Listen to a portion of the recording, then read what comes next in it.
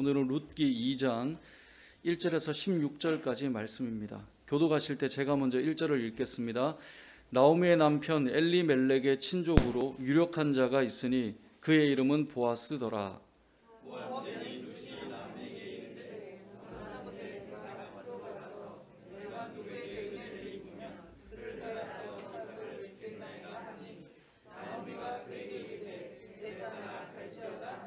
룻이 가서 베는 자를 따라 밭에서 이삭을 줍는데 우연히 엘리멜렉의 친족 보아스에게 속한 밭에 이르렀더라. 마침 보아스가 베들레헴에서부터 와서 베는 자들에게 이르되 여호와께서 너희와 함께 하시기를 원하노라 하니 그들이 대답하되 여호와께서 당신에게 복 주시기를 원하나이다.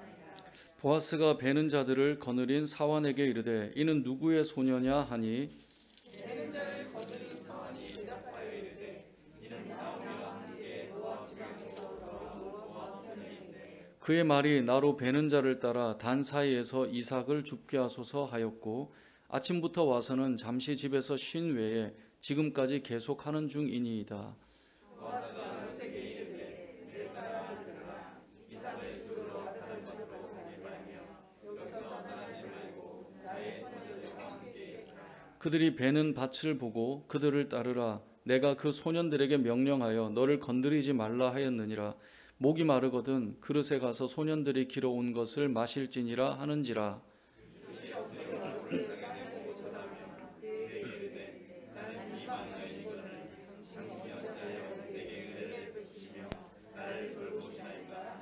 보아스가 그에게 대답하여 이르되 내 남편이 죽은 후로 내가 시어머니에게 행한 모든 것과 내 부모와 고국을 떠나 전에 알지 못하던 백성에게로 온 일이 내게 분명히 알려졌느니라. 여호와께서 내가 하나님을 보답하시기를 원하느냐 이스라엘 하나님 여호와께서 내 날개 아래에 보호를 받으러 내게 든든한 삶 주시기를 원하노라.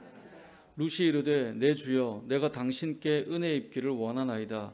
나는 당신의 하녀 중에 하나와도 같지 못하오나 당신이 이 하녀를 위로하시고 마음을 기쁘게 하는 말씀을 하셨나이다 하니라.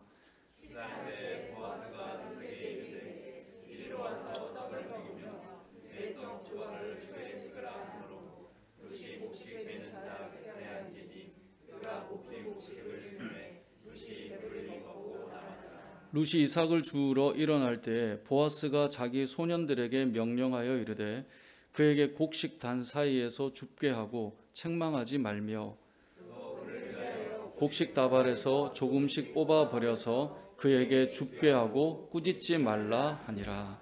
아멘. 오늘은 은혜를 입는 인생이란 제목으로 하나님 말씀 증거하겠습니다. 사람이 살아가면서 은혜를 입지 않고 살아가는 사람은 한 사람도 없을 것입니다. 왜냐하면 태어날 때부터 모든 사람은 부모의 은혜로부터 시작해서 세상을 살아가게 됩니다. 출발부터가 은혜이고 또 우리의 삶을 이렇게 돌아보면 저도 이제 올 한 해를 이렇게 돌아보고 저의 사역의 시간들을 돌아보고 또 저의 삶을 돌아보면서 하나님께서 나에게 이런 은혜를 주셨구나라는 것들을 참 많이 생각하게 되었는데요. 우리의 신앙을 돌아보면 정말 그렇습니다. 하나님의 은혜가 아니고 내가 이렇게 살아갈 수 있을까? 이런 생각을 해보게 되는 것이죠. 오늘 본문에 등장하는 인물도 마찬가지입니다. 하나님의 은혜를 입은 사람으로 등장하는데요. 룻기 우리가 지금 오늘 2장을 읽었지만 1장에서의 중요한 반복되는 단어가 있다면 이제 돌아오다라고 하는 단어라고 말씀드렸습니다. 무려 11번이나 나오고 룻기 1장은 그들이 있어야 될 하나님의 땅에서 흉년이 찾아오고 고난이 오자 그 자리를 떠나는 바람에 잘 될 거라 생각했지만 풍성하게 나갔지만 완전히 바닥까지 떨어진 상태로 그들이 이제 돌아오는 이야기가 1장의 내용이라고 그랬습니다. 근데 그렇게 돌아올 때 하나님께서 이 가정을 회복시켜 주실 것임을 이제는 다시 풍성하게 해주실 것임을 보여준다라고 하는 것이 1장의 마무리였죠. 그래서 1장이 어떻게 끝났습니까? 22절에 보니까 나오미가 모압 지방에서 그의 며느리 모압 여인 룻과 함께 돌아왔는데 뭐라고 되어 있죠? 그들이 보리 추수 시작할 때에 베들레헴에 이르렀더라.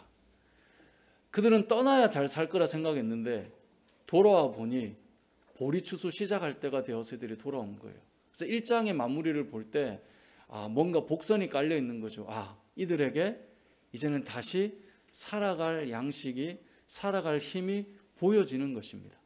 자, 그러면서 2장이 시작되는 거예요. 자, 그렇게 2장이 시작되었을 때 2장을 출발할 때 가장 먼저 한 인물을 등장시키면서 시작합니다. 그 인물이 누구입니까? 네, 보아스라고 하는 인물을 딱 등장시키면서 시작해요.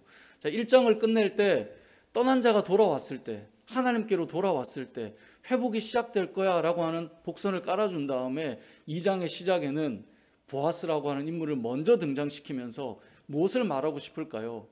보아스를 통해서 이 가정이 회복될 것임을 지금 보여주는 거예요. 아직 만나지 않았지만 보아스라고 하는 인물이 있어로 시작해버리는 것입니다. 이 보아스라고 하는 이 사람의 이름의 뜻은 힘이 있다, 능력이 있다 이런 뜻이에요. 나중에 이 보아스라고 하는 이름이 또 한 번 역대기에 등장하는데요. 솔로몬이 성전을 건축합니다. 그리고 두 기둥을 세워요. 그리고 기둥의 하나는 야긴이라고 이름을 짓고요. 또 하나의 이름은 보아스라고 이름을 지어요. 그 성전이 지어질 때 이 두 기둥은 성전에 대한 의미를 담고 있는데요. 야긴이라는 말은 그가 세웠다 이거예요. 하나님이 세우셨다. 솔로몬이 세운 것 같지만 하나님이 세우셨다는 거예요. 보아스라고 하는 말은 그에게 힘이 있다. 그가 능력이 있다. 라고 하는 두 기둥이 세워져요. 야긴과 보아스. 그리고 오늘 본문에 등장하는 보아스라고 하는 사람이 바로 그 이름의 뜻을 가지고 있습니다. 힘이 있다. 능력이 있다. 그리고 실제로 보아스는 이름의 뜻만 그런 것이 아니라 1절 말씀에 보니까 뭐라고 되어 있습니까? 엘리멜렉의 친족으로 유력한 자가 있으니 실제로 그 지역의 유지로서 유력하고 능력이 있고 힘이 있는 사람이었고 그의 이름도 보아스였다라고 말하고 있습니다. 룻기 성경을 모든 성경을 이제 구속사로 해석할 수 있는데 룻기 말씀을 구속사적으로 해석할 때 룻과 보아스와의 관계를 교회와 예수 그리스도와의 관계로 해석을 하곤 합니다. 룻이 교회로 비춰진다면 보아스는 예수 그리스도입니다. 그래서 오늘 본문에 등장하는 이 보아스를 통해 룻의 인생이 어떻게 회복되는가를 알려주시면서 교회는 우리죠. 성도는 어떻게 은혜를 입고 살아가는가를 이제 2장부터 쭉 펼쳐나가는데 첫 출발이 1장이었죠. 하나님께로 돌아가자. 그리고 그들에게 하나님의 은혜가 임하기 시작하는 것입니다. 우리가 지난주에 보았던 이 나오미가 자신의 이름을 뭐라 부르라 그랬죠? 이제 말하라 부르라 이랬잖아요. 그래서 출애굽기 우리가 15장 말씀을 봤는데 이제 그 내용의 스토리의 앞부분만 말씀드렸지만 3일을 굶고 마셨음에도 불구하고 마실 수 없는 쓴 물을 이스라엘 백성들이 경험한다고요. 그래서 그들이 그 자리를 마라라고 불렀어요. 그리고 원망했죠. 그런데 하나님께서 모세를 통해 나뭇가지를 던지라고 하고 그것을 던졌더니 물이 달아져서 먹을 수 있게 됐어요. 그리고 그 다음에 했던 말씀이 뭐냐면 여호와는 치료하시는 하나님이라고 그랬어요. 여호와 라파의 하나님.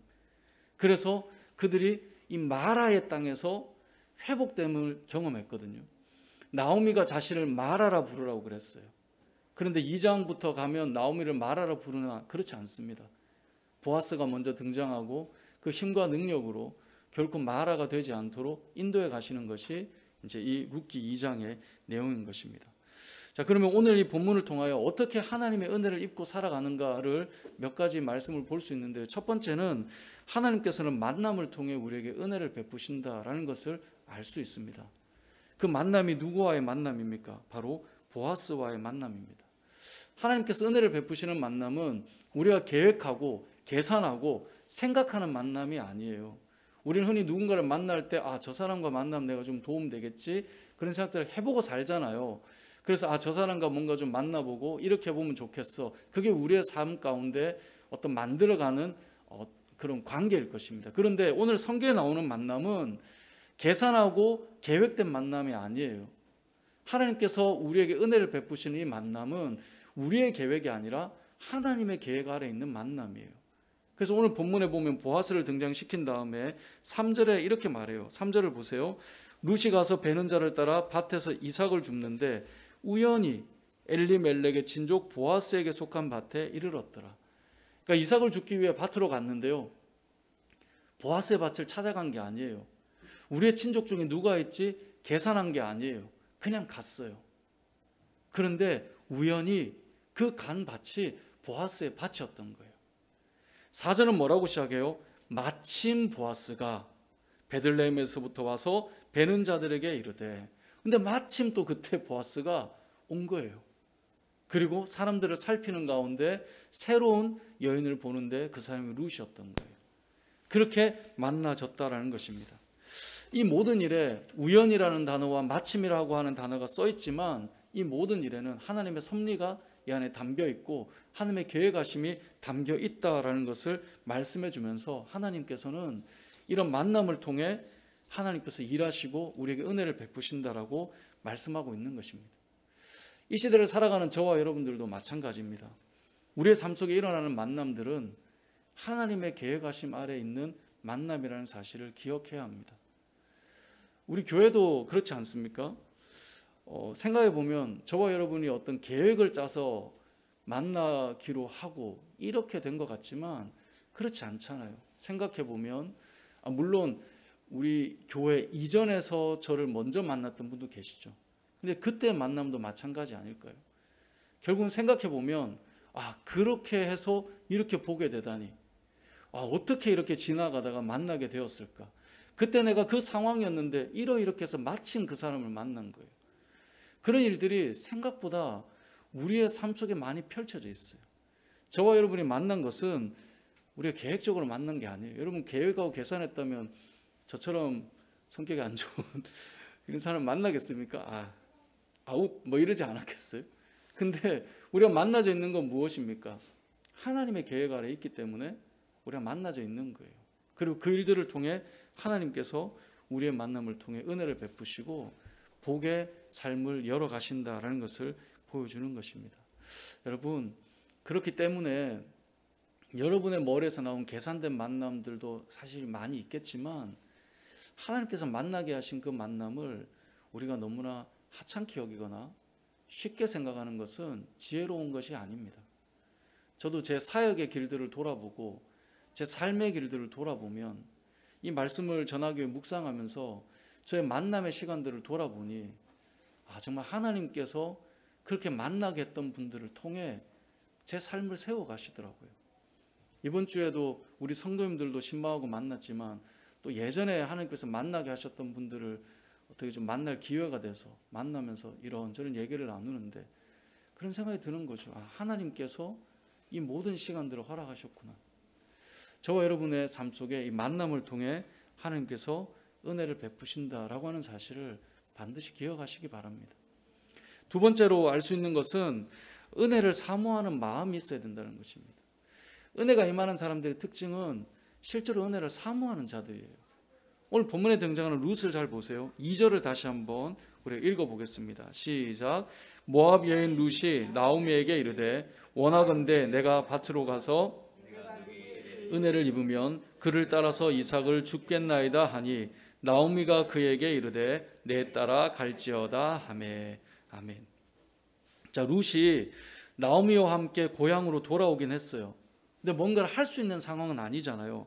그래서 누군가의 밭으로 가서 이제 이삭을 줍겠다라고 시어머니 나오미에게 말을 해요. 근데 말을 할 때 표현을 보면 내가 누군가에게 은혜를 입으면 이 말은 뭘까요? 은혜가 필요한 지금 상태라는 걸 말하는 거죠. 그러면 어떻게 하겠다는 겁니까? 오늘 이 말씀처럼 그가 이삭을 주워 오겠다라고 말하는 거예요. 실제로 이 안에는 이스라엘 백성들에게 하나님께서 허락하신 규례가 담겨 있습니다. 그게 뭐냐면 신명기 24장 19절에서 21절 말씀을 보면 찾아보겠습니다. 신명기 24장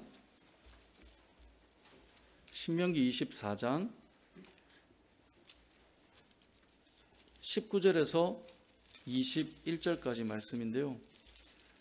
우리 세 절을 같이 한번 읽어보겠습니다. 구약성경 299면입니다. 같이 읽겠습니다. 시작. 내가 밭에서 곡식을 벨 때에 그 한 뭇을 밭에 다시 가서 가져오지 말고 나그네와 고아와 과부를 위하여 남겨두라. 그리하면 내 하나님 여호와께서 내 손으로 하는 모든 일에 복을 내리시리라. 내가 내 감람나무를 떤 후에 그 가지를 다시 살피지 말고 그 남은 것은 객과 고아와 과부를 위하여 남겨두며 내가 내 포도원에 포도를 딴 후에 그 남은 것을 다시 따지 말고 객과 고아와 과부를 위하여 남겨두라. 아멘. 하나님께서 이스라엘 백성들에게 뭐라고 말하셨냐면, 말이 자꾸 고이네요 오늘. 밭에서 곡식을 벨 때에 그 한 뭇을 밭에 잊어버렸어요. 그러면 다시 가서 찾아오지 말라는 거예요. 왜요? 나그네와 고아와 과부를 위해서 남겨두라는 겁니다. 당시에 고아와 과부는 사회적으로 볼 때 가장 약하고 또 비천한 자리에 있어야 되는 사람들이었습니다. 그들을 위해 남겨두는 거예요. 지나가는 나그네가 굶주렸을 때 먹을 수 있는 양식을 밭에 좀 두라는 거예요. 그래서 이스라엘 백성들에게 하나님께서 추수를 할 때 전부 다 걷어가도록 하지 않으시고 좀 남겨두도록 하셨어요. 그리고 그 단을 들고 갈 때 흐르면 좀 그 바닥에 좀 떨어뜨려 놓으라는 거예요. 왜요? 고아와 과부가 먹을 수 있도록.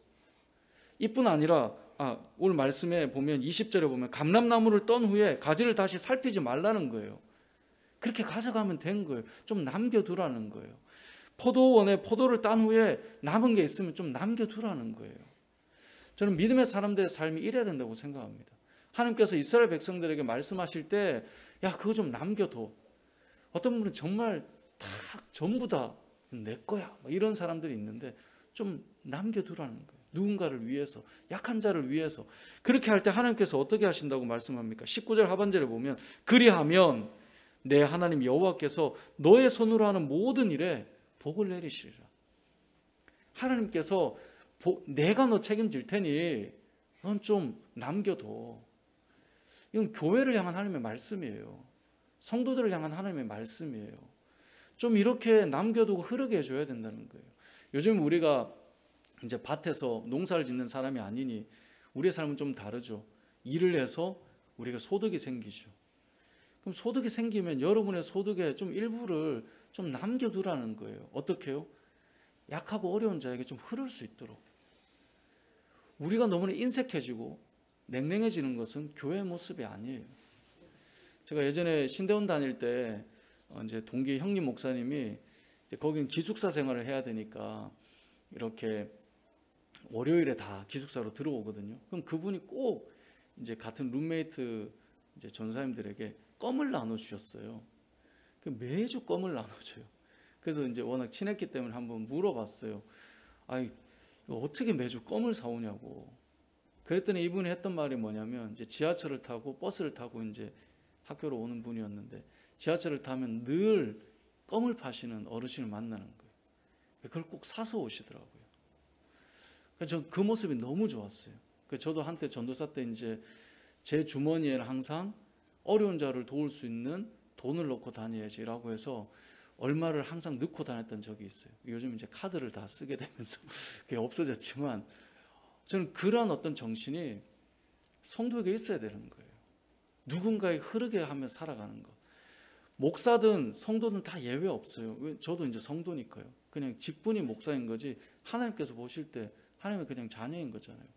그럼 마땅히 우리가 그렇게 살아야 되지 않겠습니까? 근데 오늘 본문에 보면 이제 본문으로 돌아가 보면 이러한 배경 가운데 룻이 밭으로 가는 거예요. 근데 그렇게 갈 때에도 모두가 다 그게 되느냐? 사람이 하나님께서 이렇게 말씀하셔도 은혜를 입혀주는 사람이 있고요. 아닌 사람이 있는 거죠. 그래서 룻이 말하는 거예요. 은혜 입기를 원하는 거예요. 내가 은혜를 받는다면 그곳에서 일하며 가겠습니다. 여러분, 이러한 삶이 룻의 마음이었어요. 은혜 입기를 원하는 마음. 알 수는 없지만 은혜 받기를 원하고 나가보는 거예요. 그게 룻의 마음이었습니다. 뿐만 아니라 오늘 본문에 나오는 룻은 실제로 보아스에게도 직접적으로 이렇게 말을 합니다. 여러분 13절 말씀을 보세요. 13절을 같이 룻기 2장 13절입니다. 같이 한번 읽어보겠습니다. 시작. 룻이 이르되 내 주여 내가 당신께 은혜 입기를 원하나이다. 까지요. 네, 까지요. 나는이 아니고 내 주여 내가 당신께 은혜 입기를 원하나이다. 이게 룻의 마음이에요. 이 내 주여는 이제 보아스긴 한데 아까 교회와 그리스도와의 관계로 보자면 성도들의 삶이 어때야 될까요? 하나님의 은혜를 입기를 원합니다. 이게 우리의 마음이어야 합니다. 어떤 사람에게 은혜가 임할까요? 하나님의 은혜를 사모하는 자입니다. 우리가 예배를 드리는 것도 마찬가지입니다. 여러분, 예배를 드리는 것은 하나님의 하나님 되심을 인정하는 것이죠. 하지만 동시에 하나님의 은혜를 구하는 자리입니다. 믿음의 성도들은, 믿음의 사람들은 다 은혜를 구하는 삶을 살아갑니다. 실제로 이 땅의 교회를 보십시오. 교회를 보면 늘 기도하는 모습을 한국교회가 가졌잖아요. 그리고 그때가 제일 뜨거웠고요. 그때가 제일 부흥할 때였어요, 사실. 잘 생각해 보면 밤을 새우면서 기도하셨어요. 저도 어린 시절 생각해 보면 금요 철야 기도 하면 정말 저녁에 가가지고 밤새도록 기도. 그래서 토요일 날 새벽 예배가 없었던 거예요. 왜냐하면 새벽 4시, 5시에 기도가 끝나니까 차들이, 큰 교회들은 다 운행해서 집으로 모셔다 드리고 그랬던 기억이 나요. 밤새 기도하는 이유가 뭘까요?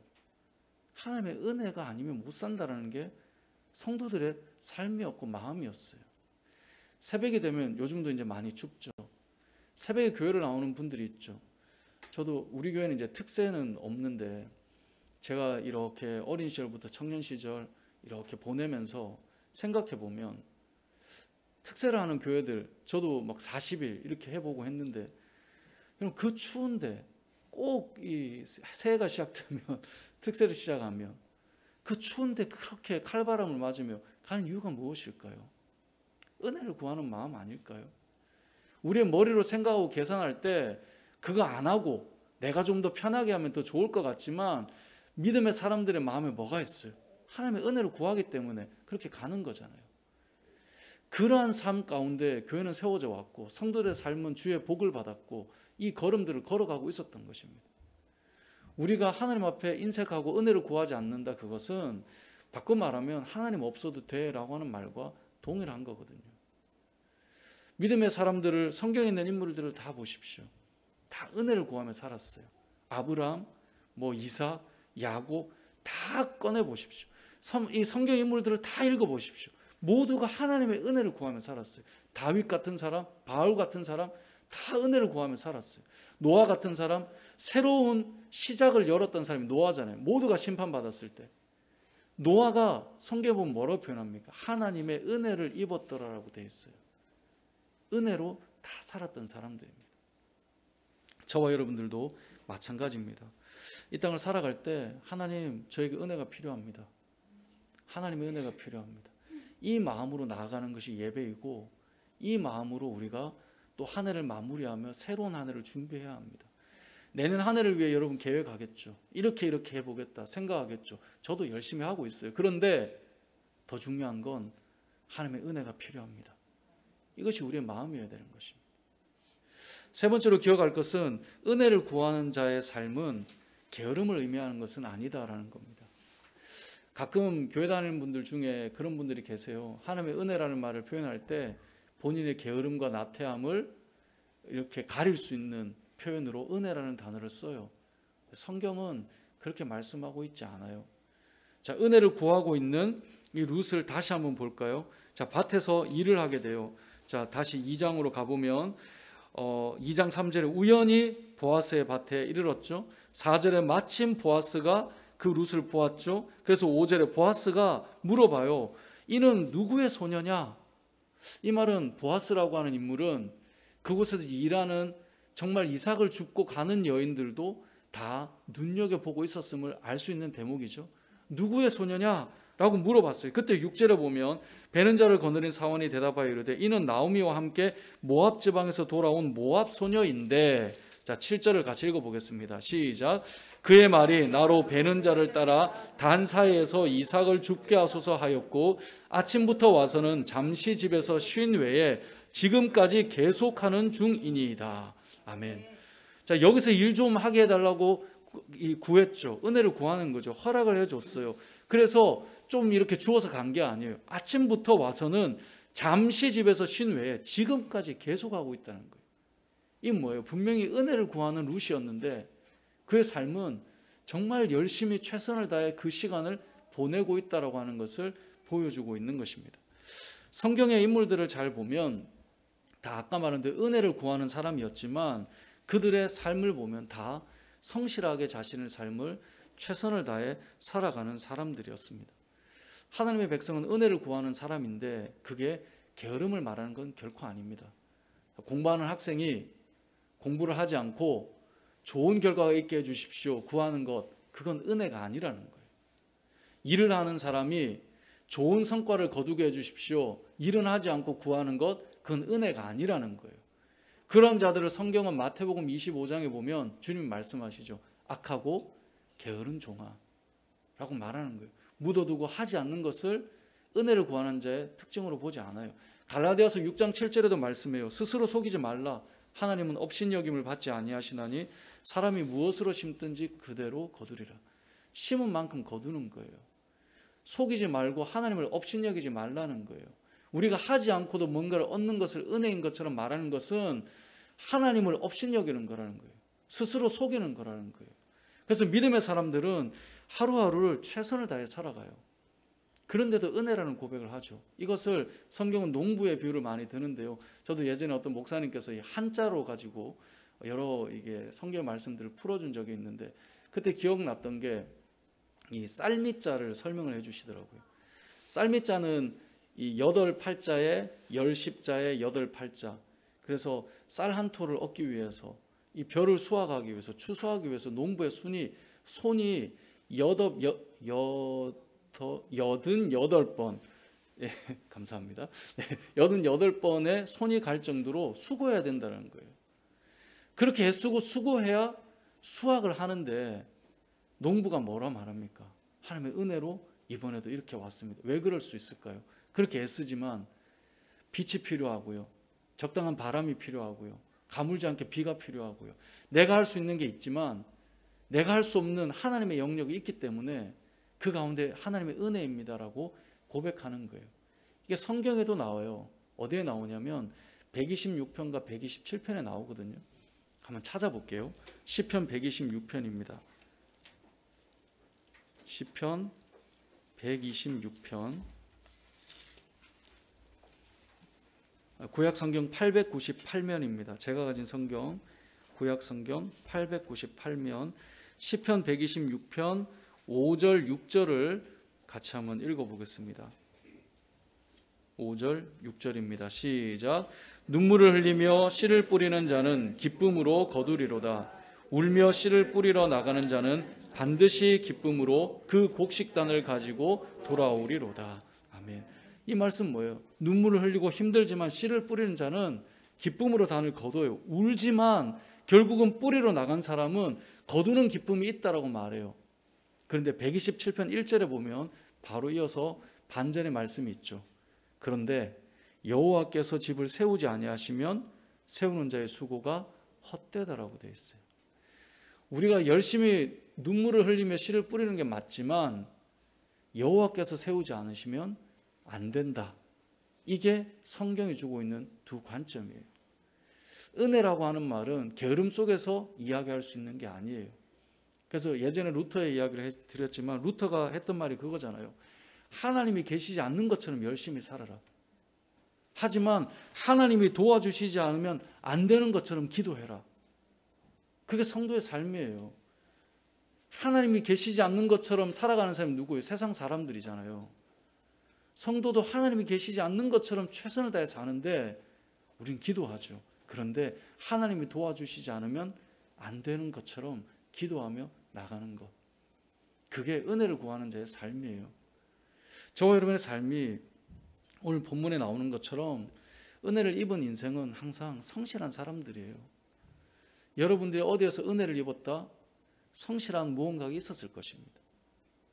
그것이 마지막 네 번째로 우리가 기억해야 될 하나님께서는 우리의 삶을 보고 계신다는 거예요.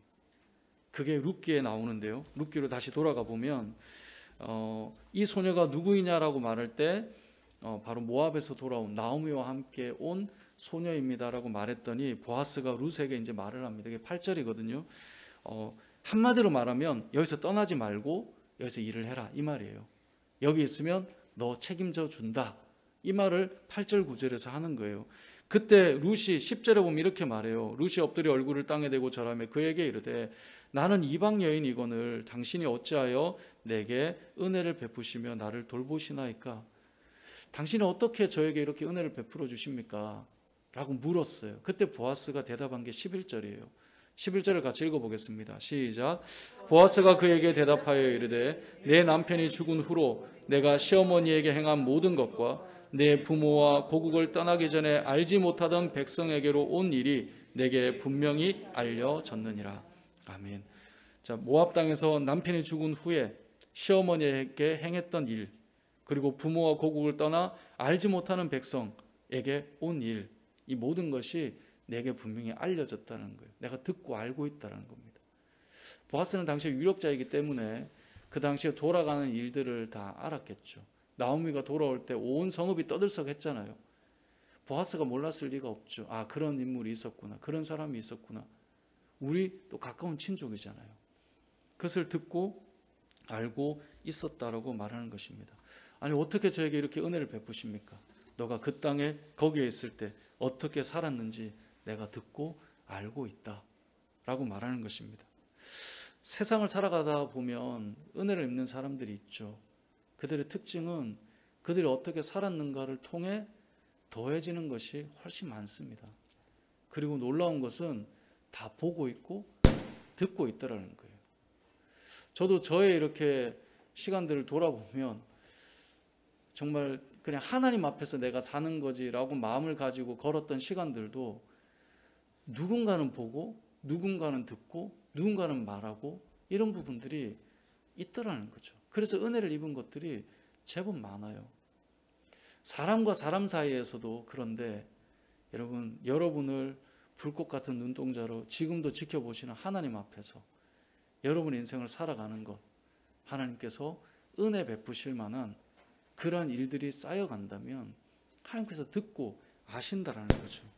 그리고 주를 위해 살아가는 인생들을 주께서 갚아 가신다는 것이죠. 그것이 오늘 본문이 우리에게 주는 은혜를 입는 인생들의 삶이에요. 자, 그렇게 은혜를 입을 때 룻에게 어떤 일이 이루어지는가? 14절에서 16절을 보면 이렇게 말씀해요. 14절 끝에 보면 이제 보아스와 룻이 같이 식사를 하는데요. 14절 제일 끝에 보면 룻이 배불리 먹고 남았다라고 되어 있어요. 자, 은혜를 입는 인생은 어떤 인생일까요? 배부르게 먹는데도 남음이 있는 인생이 이제 펼쳐지기 시작한다. 이걸 보여주고 싶은 거예요. 15절에 보면 그에게 곡식단 사이에서 줍게 하고 뭐 하지 말아요? 책망하지 말라고요. 책망이 사라진 인생을 살아가게 될 것임을 보여주는 거예요. 16절은 뭐라고 말해요? 또 그를 위하여 곡식 다발에서 조금씩 뽑아버려서 그에게 줍게 하고 꾸짖지 말라. 그러니까 조금씩 뽑아서 버려주는 거예요. 자, 이삭을 줍는데 앞에서 계속 흘려주는 거죠. 그럼 계속 그냥 가면서 주우면 되는 거예요. 이런 삶을 성경은 뭐라고 한 단어로 말하냐면 형통이라고 말해요. 그냥 내 앞에 놓여 있는 거예요. 누가 보아스가 그들의 사람들에게 말해 놓은 거예요. 거기 앞에 둬라. 갈 때마다 주어지는 거예요. 하나님께서 우리에게 하시는 일이 뭘까요? 여러분이 가는 걸음마다 하나님께서 그 앞에 여러분의 삶에 필요한 것들을 놓아두시는 거예요. 가면서 우리는 그것을 취하며 얻게 되는 일들이 펼쳐지게 된다는 것입니다. 이것이 오늘 본문에 나오는 은혜를 입은 사람의 특징입니다. 그리고 이런 모습이 바로 저와 여러분의 삶이 되기를 바란다는 거죠. 말씀을 정리하겠습니다. 오늘 본문에 등장하는 룻의 이야기는 단순히 룻과 보아스의 이야기가 아니라 교회와 그리스도와의 관계라 그랬습니다. 이 땅을 살아가는 모든 성도들에게는 은혜가 필요합니다. 여러분, 이 자리에 있는 저도 여러분도 다 은혜가 필요해요. 그냥 내 머릿속에 있는 걸로 뭐가 펼쳐진다? 그것은 아주 교만한 이야기예요. 하나님께서는 저와 여러분에게 은혜 베푸시기를 원하십니다. 그러기 위해서 우리에게 만남을 허락하십니다. 이 땅에서의 만남을 귀하게 여기고 그 만남을 하나님께서 허락하신 것으로 알고 나아가는 것이 복된 인생입니다. 또한 여러분의 삶 속에 은혜를 구하십시오. 하나님, 저에게 은혜를 주십시오. 그건 너무나 귀한 마음이에요. 그래서 기도하는 자리에 나아가고 예배의 자리로 나아가고 은혜를 구하는 것입니다. 하나님, 저의 인생을 펼쳐주십시오. 새로운 한 해가 시작되는데 하나님, 제가 계획은 하지만 하나님 열어주십시오. 그리고 우리에게 주어진 삶을 최선을 다해 살아가는 것입니다. 그리고 하나님께서 보고 계시고 듣고 계시고 그 일들을 통해 역사에 가신다는 것이죠. 오늘 저와 여러분의 삶이 오늘 루시 누리는 은혜가 바로 우리에게 임하는 은혜가 되고 우리 교회에 임하는 은혜가 되시길 주님의 이름으로 축복합니다.